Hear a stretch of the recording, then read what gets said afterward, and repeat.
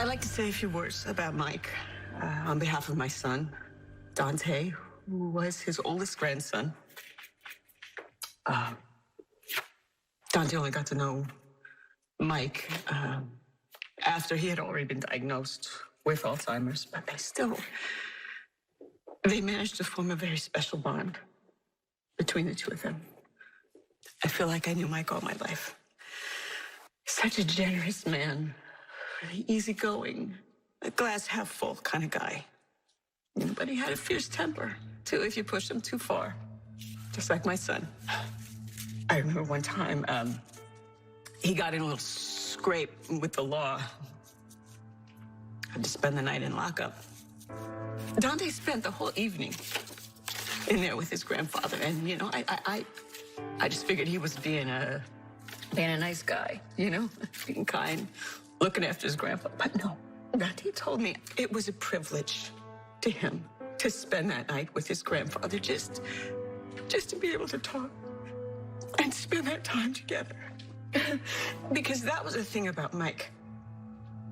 No time that you've ever spent with him was wasted. And our lives are all so much richer for having known him.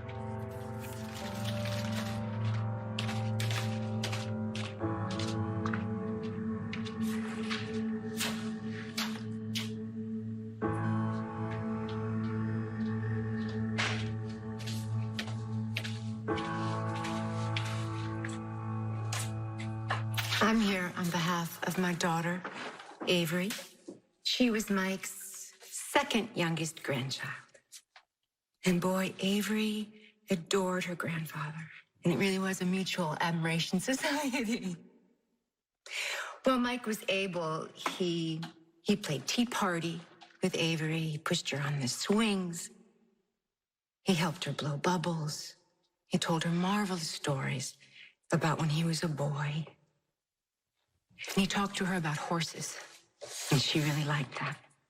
When Mike moved to Turning Woods, Avery looked forward to her visits with him, and she was never frightened.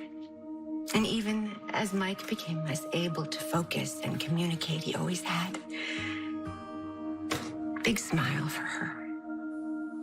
Mike was truly a bright light in Avery's life. And I know she will never forget him.